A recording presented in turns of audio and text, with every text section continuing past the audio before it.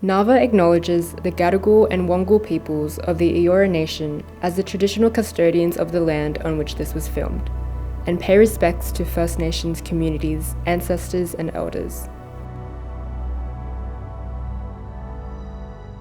So my name's Nicole Foreshew, and I'm originally from central western New South Wales.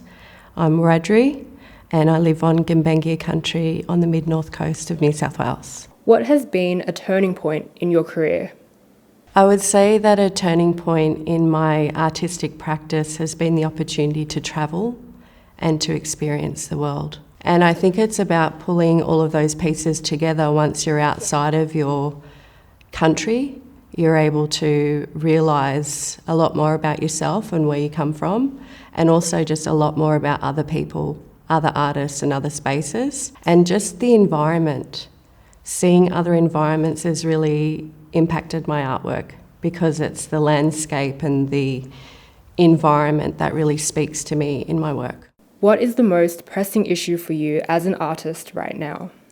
I think equality, that artists are workers, and that in particular for Aboriginal artists.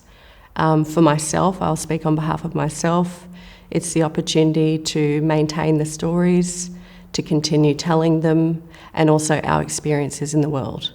So how I'm able to navigate the complex spaces and the reality of artists working with institutions and galleries is the relationship. The relationship with yourself and your practice, the integrity that you have with your artwork, and also the ability for you to express that in a way that's meaningful but also mutually respectful. What is something you wish you knew when you were starting out as an artist? I'm becoming more aware of the absolute requirement and how essential Aboriginal and Torres Strait Islander people are in the decision making, being involved in Aboriginal art to support and facilitate and be a bridge for me as an artist in that space.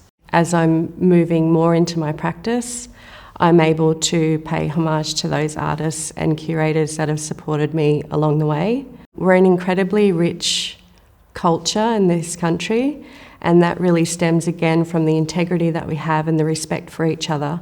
And the industry that cultivates Aboriginal and Torres Strait Islander perspectives and practice within those institutions have been fundamental to my growth, and I really appreciate that they've been there to be an advocate to support me as an Aboriginal artist. How has NAVA's code of practice been useful to your work as an artist?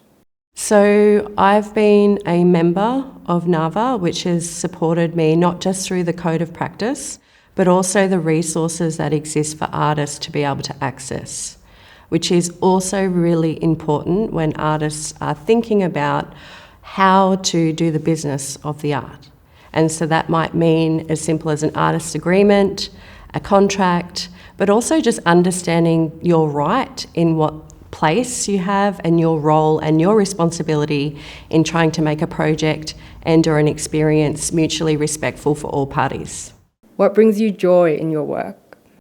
I think ultimately art has the potential to heal. We've fought to death for rights of our people and our place here. And for me, it's another way that we can have a voice.